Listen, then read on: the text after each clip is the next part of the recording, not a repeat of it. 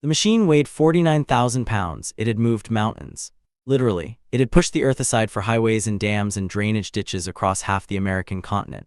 The Caterpillar D8, the 8U series, built in Peoria, Illinois, was not just a bulldozer. It was, for 3 decades, the most powerful track-type tractor a working man could put his hands on. Let me tell you about Hardin County, Ohio, in the fall of 1987. If you've never been to northwest central Ohio in September, you need to understand something about the land there. It is flat in a way that almost defies comprehension.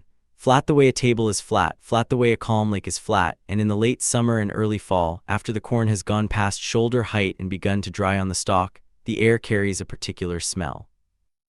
Dust and sweetness and something underneath it, something ancient, the smell of black topsoil that goes down 6, 8, 10 feet before it changes color.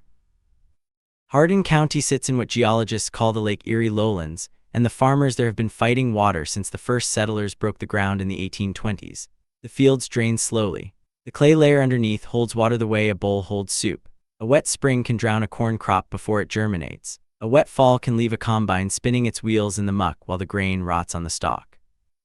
Drainage tile, those networks of perforated pipe buried 3 and 4 feet underground, is not a luxury in Hardin County. It is survival.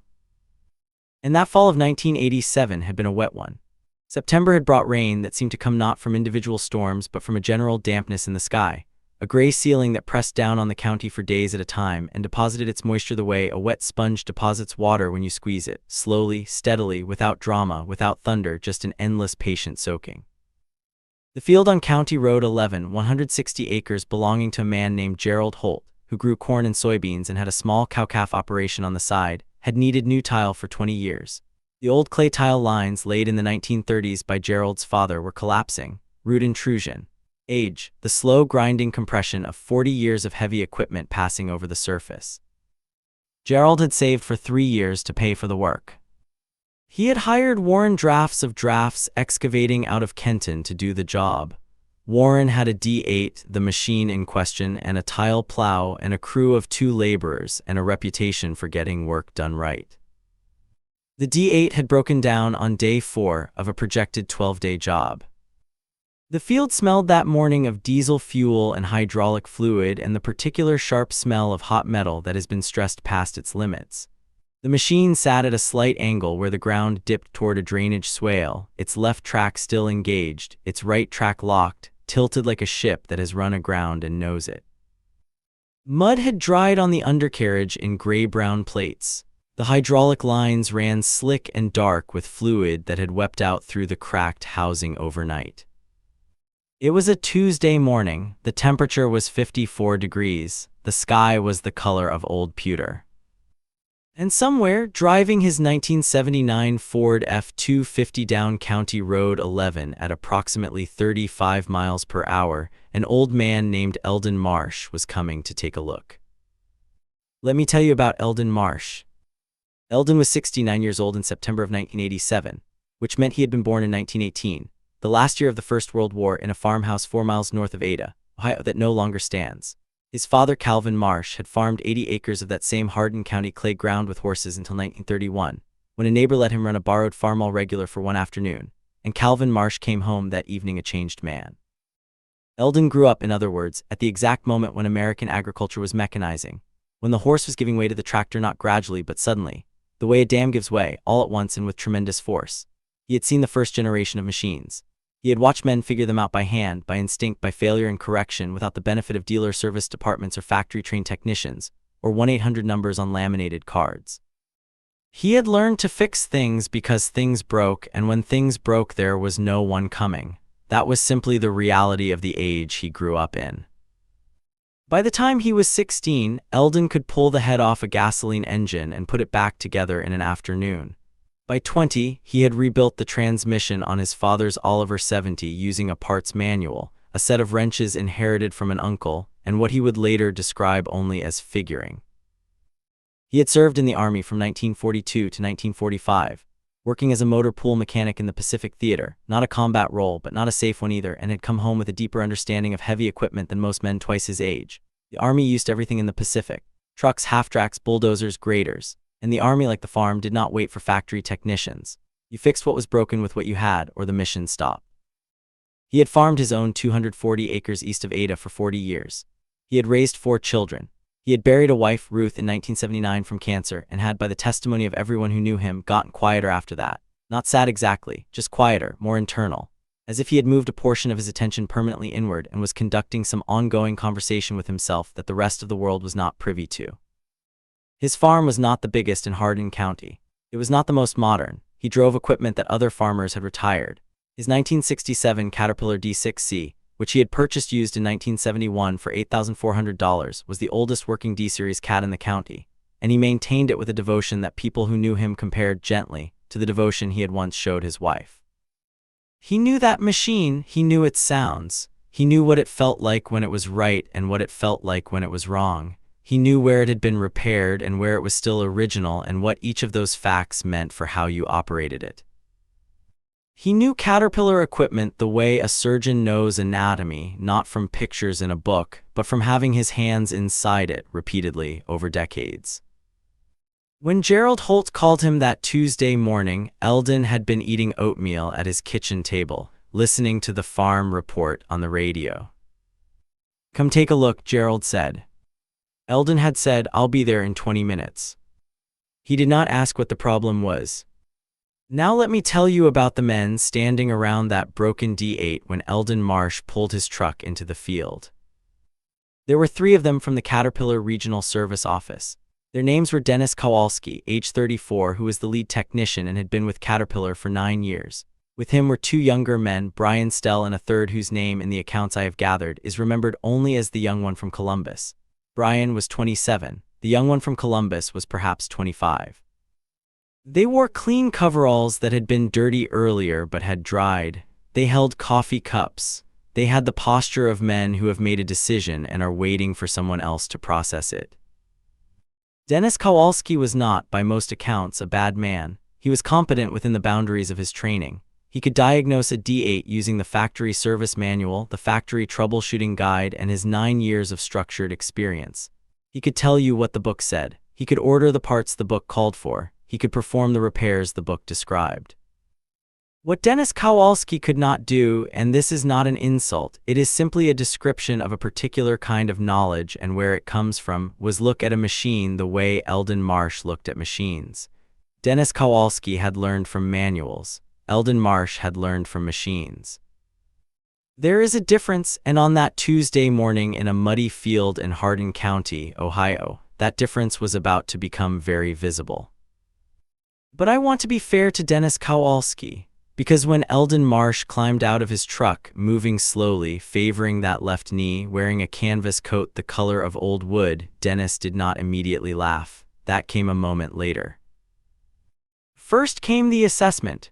Dennis looked at this old man the way younger men sometimes look at older ones in professional settings, with a politeness that is also a kind of dismissal, a courtesy that does not expect to learn anything. Warren Drafts, who owned the machine and had been standing in the field for 2 days watching his work schedule collapse, made the introduction. Eldon Dennis Kowalski, cat service out of Columbus. Eldon Marsh, he farms east of Ada, knows machinery. Dennis nodded, Eldon nodded. What's the verdict? Eldon asked. Dennis explained. Fractured torque converter housing on the 8U series was not a field repair. The final drive lockup on the right side was consistent with a failed carrier bearing, which required complete disassembly of the final drive housing. Total estimated repair time at a properly equipped shop was 6 to 8 days. Total cost, parts and labor was his written estimate, $34,000. Eldon listened to all of this without expression. Then he walked over to the machine and put his hand on it. He stood there for perhaps 30 seconds with his palm flat against the side of the torque converter housing. He bent down slowly with effort because of the knee and looked underneath. He stood back up. He walked around the right side and looked at the final drive. He crouched down again and put his ear close to the metal. He stood up. Give me 2 hours, he said. There was a pause. And then Dennis Kowalski, not cruelly but genuinely, the way a man laughs when he hears something that strikes him as genuinely improbable, laughed. Brian Stell laughed. The young one from Columbus tried not to and failed. Warren Drafts looked at the ground. Gerald Holt, whose field this was and whose $34,000 was at stake, said nothing at all, but he did not laugh. Gerald was 58 years old and had known Eldon Marsh for 30 years, and he had learned over those 30 years that when Eldon Marsh said a thing quietly, without drama, looking you straight in the eye, you did not laugh. But Gerald said nothing. And Eldon Marsh, who had heard the laughter and registered it the way you register a change in the wind, noted it, filed it, moved on, walked back to his truck and opened the bed. Let me pause here and ask you something. Have you ever been laughed at, not mocked viciously, not attacked, just laughed at? The casual laugh of someone who genuinely does not believe you can do what you say you can do. The laugh that does not even bother to argue with you because arguing would suggest you are worth taking seriously. That laugh is a particular thing, it has a weight to it. Eldon Marsh had heard that laugh before.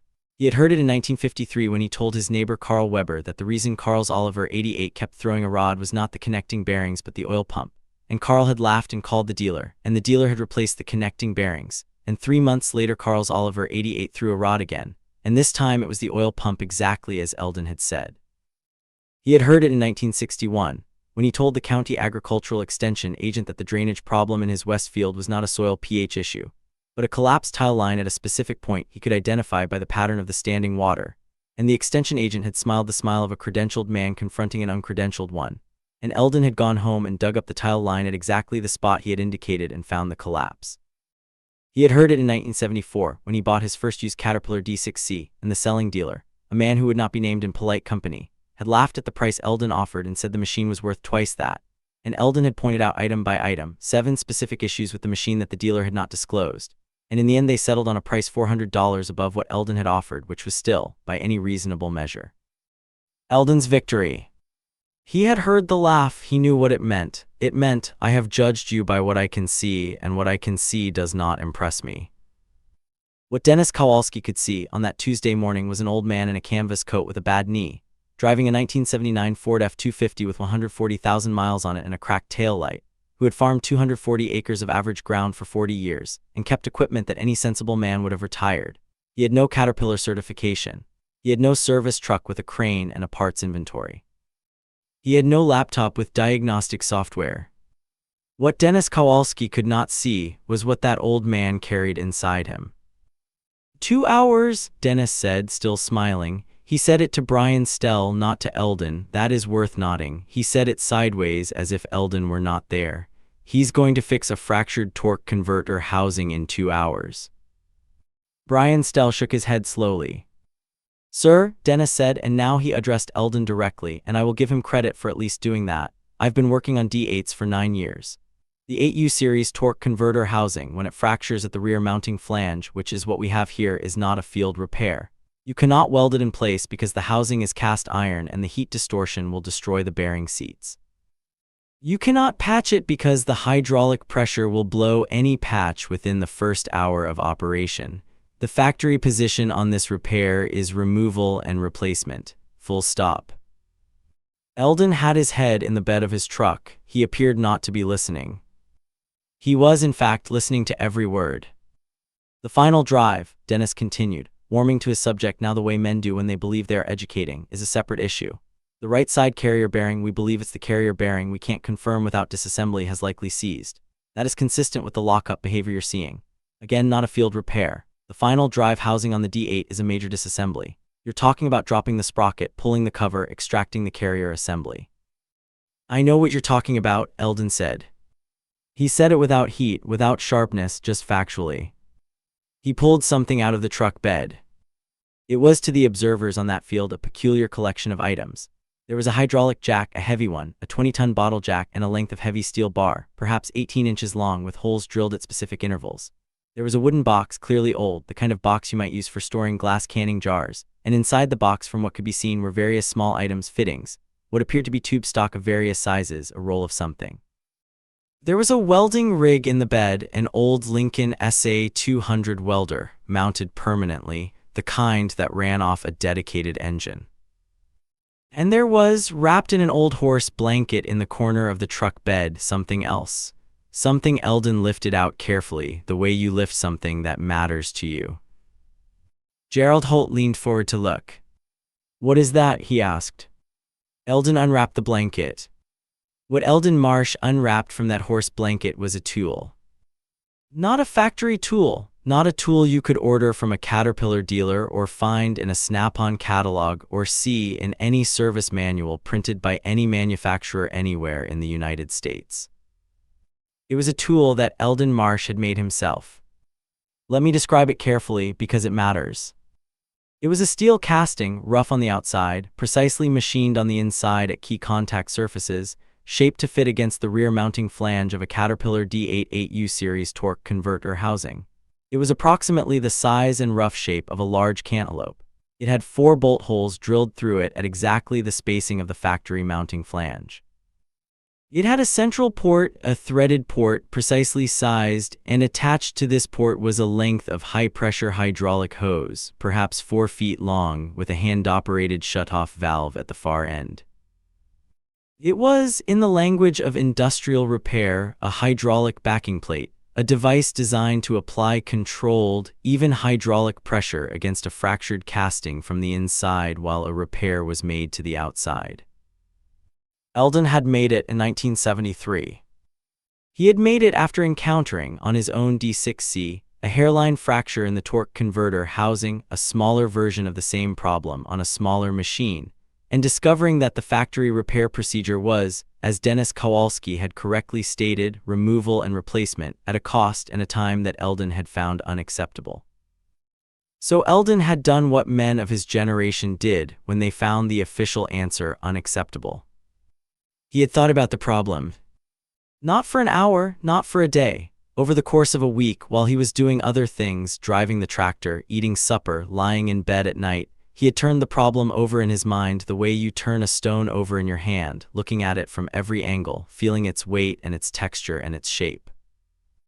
The fundamental issue with welding a fractured cast iron housing was, as Dennis had correctly said, heat distortion. Cast iron does not behave like steel under a welding torch. It expands unevenly, it cracks, it warps. If the bearing seats inside the housing distorted even slightly, even a few thousandths of an inch, the bearings would not seat correctly and the repair would fail. The solution Eldon arrived at over that week of thinking in 1973 was elegant in the way that solutions to mechanical problems are elegant when they are correct, not complicated, not impressive looking, but exactly fitted to the reality of the situation. If you could apply even hydraulic pressure from inside the housing, pressure precisely calibrated to counteract the thermal expansion caused by the welding heat outside, you could hold the housing in its correct geometry while the weld was made. The pressure and the heat would balance. The distortion would not occur. The backing plate was the mechanism for doing this.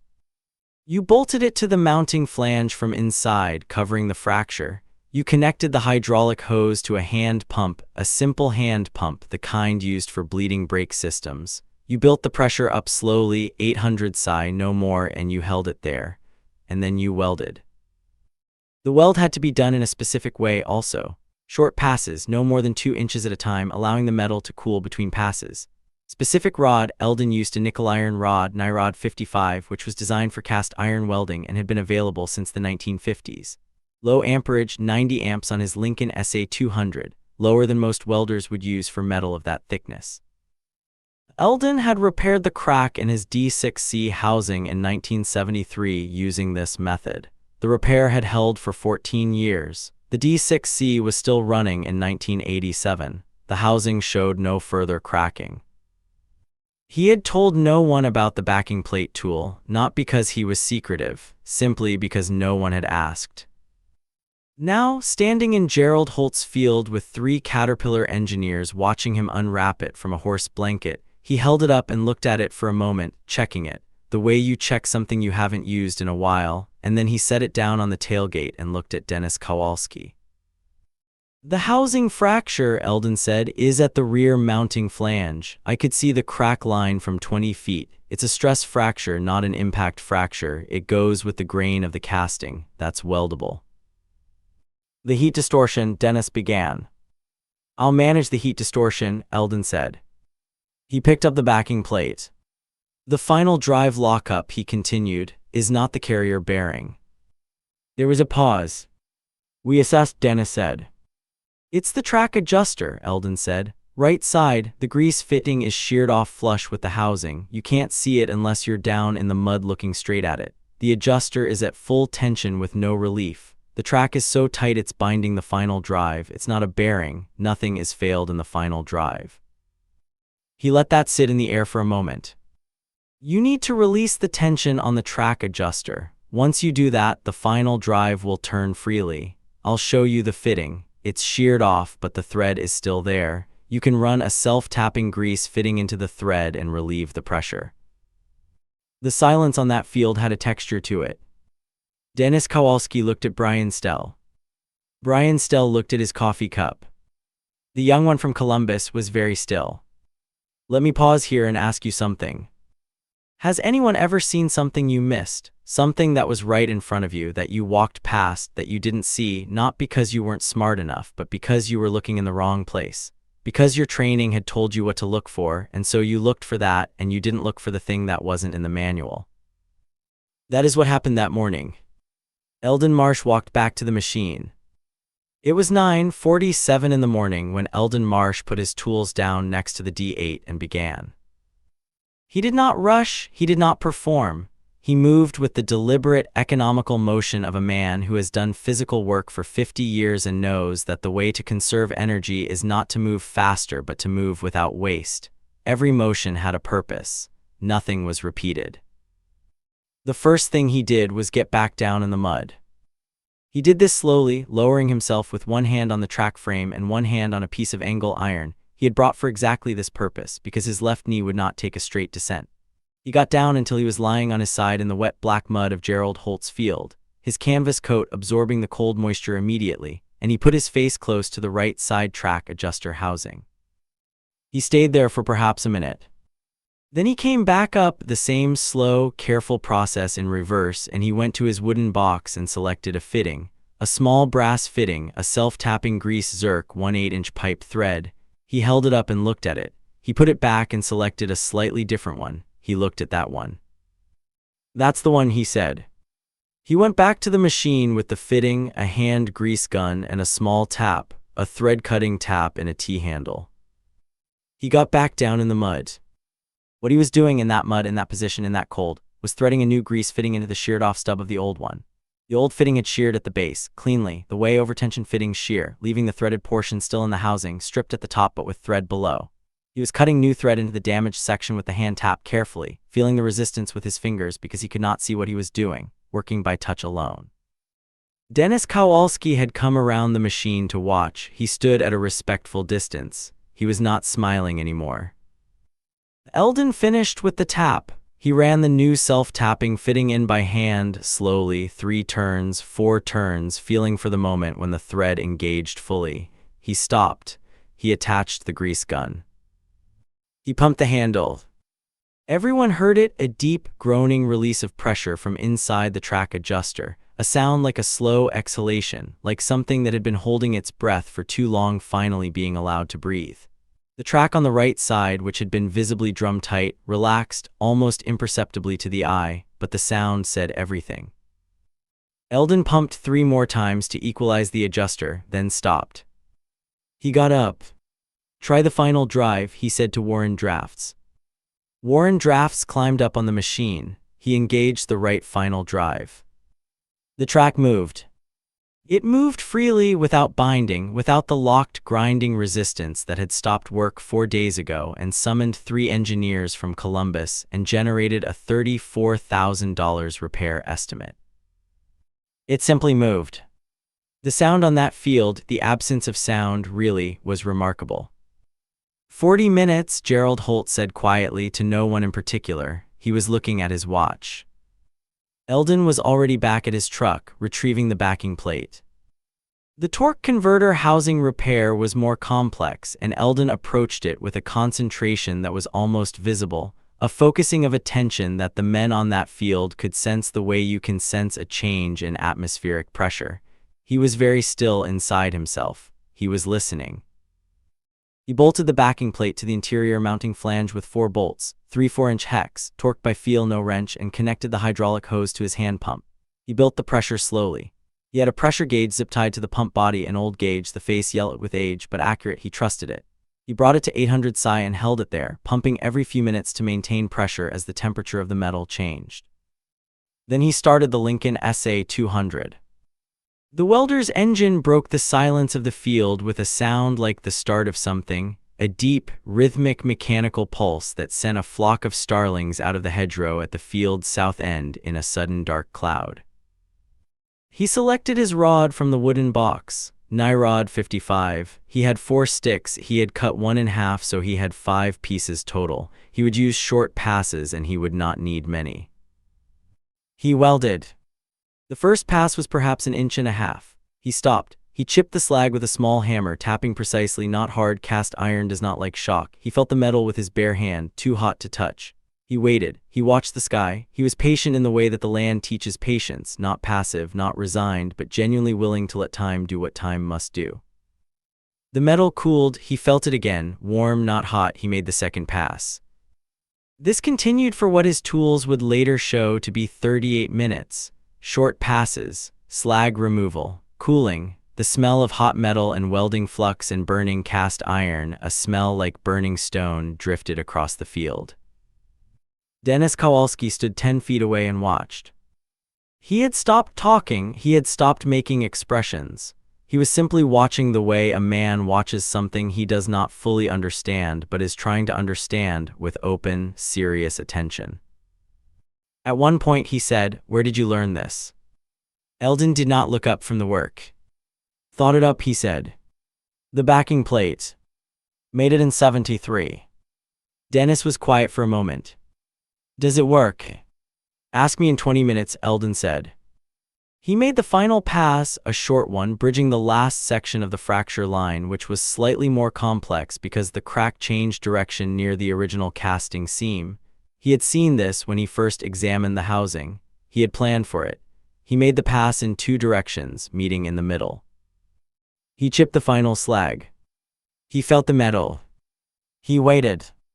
He released the hydraulic pressure from the backing plate, slowly, opening the shutoff valve a quarter turn at a time, watching for any movement in the weld bead, any sign that the housing was pulling in a way that would open the crack.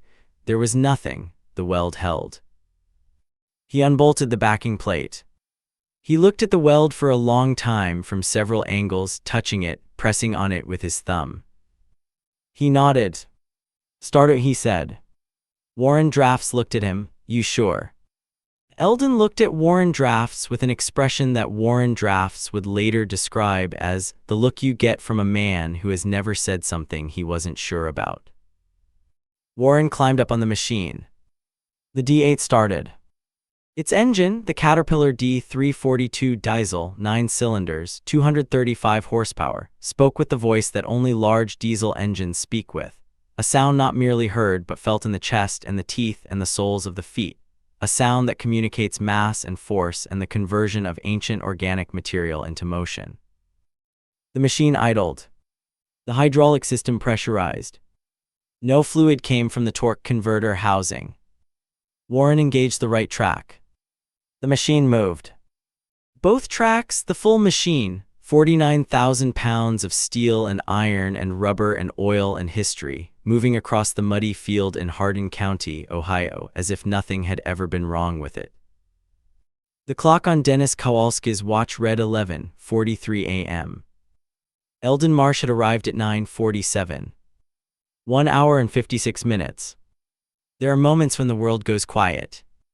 Not literally, the D8 was running, birds were in the hedgerow. Somewhere on County Road 11, a car passed. The world made its sounds. But the men in that field went quiet. Dennis Kowalski stood with his coffee cup, cold now, long cold, in his hand, and he watched the D8 move across the field, and the expression on his face was not embarrassment, exactly, and it was not anger. It was something more honest than either of those. It was the expression of a man who has just learned something. Brian Stell had taken his cap off and was holding it with both hands and looking at the ground.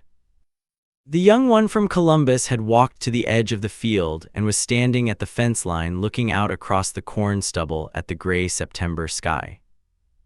Warren Drafts was up on the machine, running it, and from his face you could not read much because his face was turned away, but his posture, the straightness of his back, the way his hands rested easily on the controls, said that the machine felt right.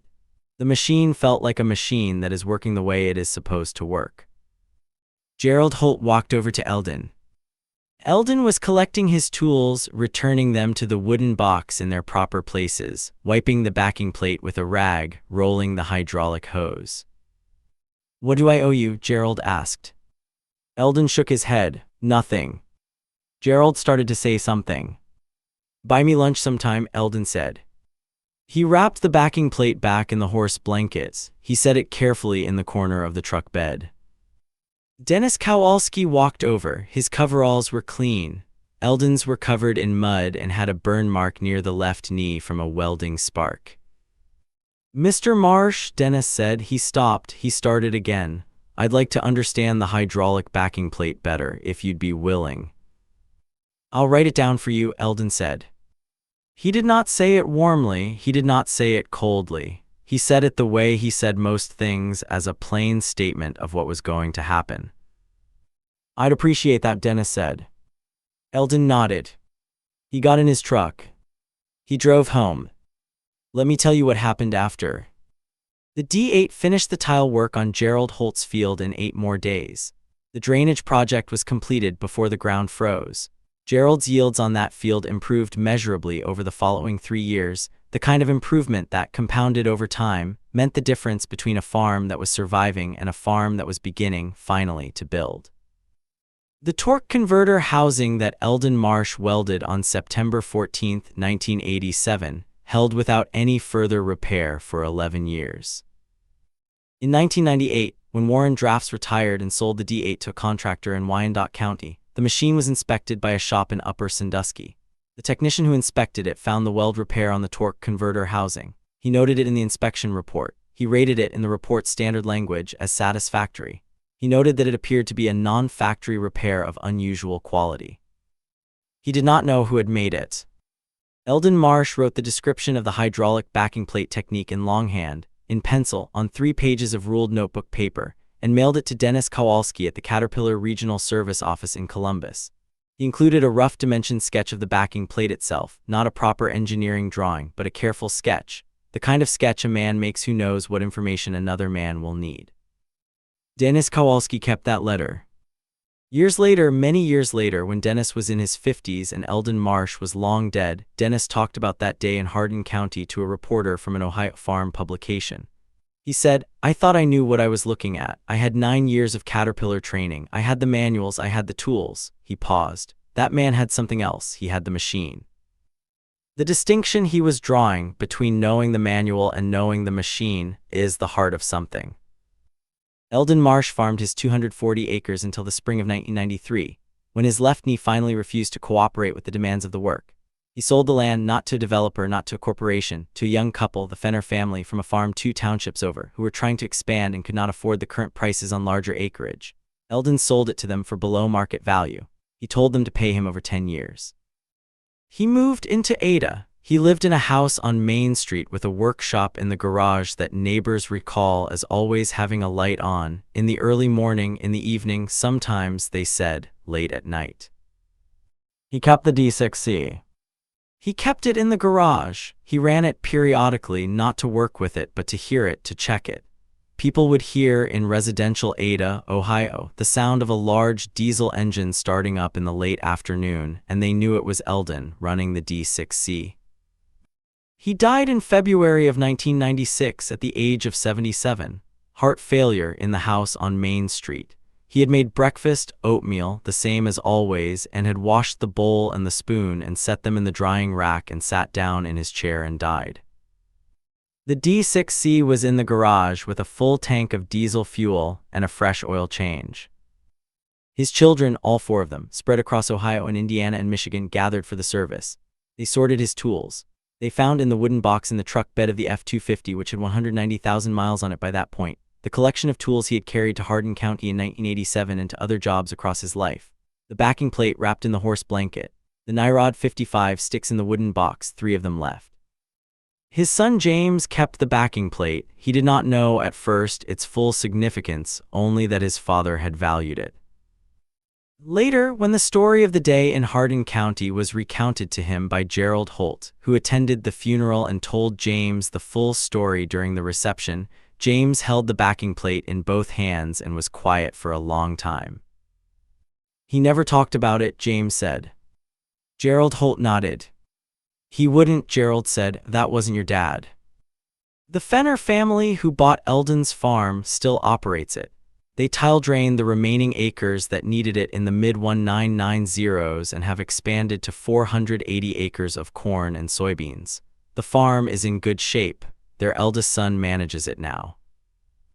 They know the story of Eldon Marsh. They know who farmed that ground before them. They know that the drainage tile under their fields was put in partly because an old man fixed a broken D8 in 2 hours when the engineers had given up. That is a kind of legacy too. Let me ask you one final question, and I want you to sit with it. What do we mean when we talk about expertise? We have built in the last half of the 20th century and into this one, an elaborate system for credentialing knowledge. We have certifications and degrees and factory training programs and 9-year track records with regional service offices. We have manuals, good manuals, well-written manuals, manuals that represent the accumulated engineering knowledge of some of the best minds in the industrial world.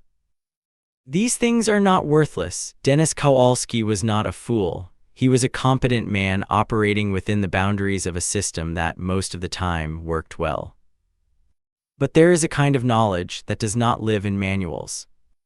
It lives in hands. It lives in years. It lives in the particular quality of attention you bring to a thing when your survival, your farm, your family, your livelihood depends on your ability to understand it when it breaks down and no one is coming to fix it. Eldon Marsh learned to fix things because there was no alternative to fixing them. The army did not wait. The farm did not wait. The seasons did not wait. He learned under conditions of genuine necessity, and those conditions created in him a quality of understanding that 9 years of factory training, for all its genuine value, had not yet created in Dennis Kowalski. Not because Dennis was less intelligent, but because necessity is a teacher unlike any other. The backing plate that Eldon made in 1973 was not a complicated thing. It was a steel plate with 4 bolt holes and a threaded port. Any competent machinist could have made it. The inside it embodied, that you could hold a casting in geometry with internal hydraulic pressure while you welded the outside, was not beyond the reach of a factory engineer. In fact, I would not be surprised if some factory engineer somewhere had thought of something similar.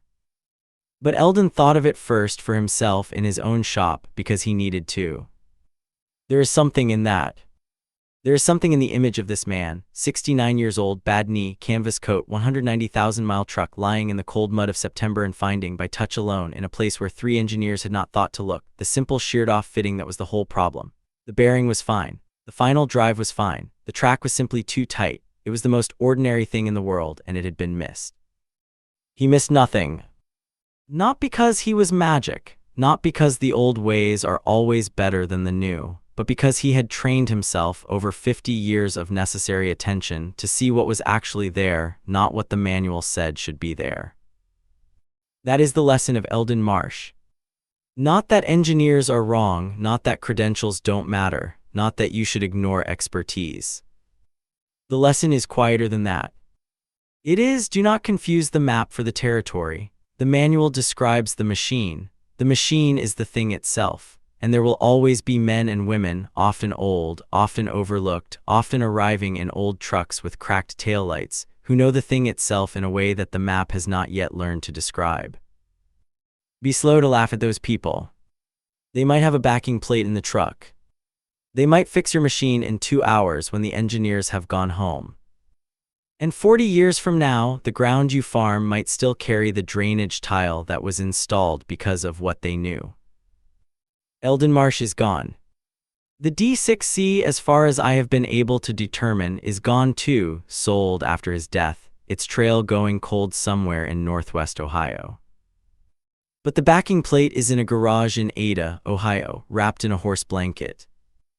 And the knowledge, the deep, patient, hands-in-the-machine knowledge of a generation of American farmers who solved problems because no one else was going to solve them, that knowledge is not entirely gone.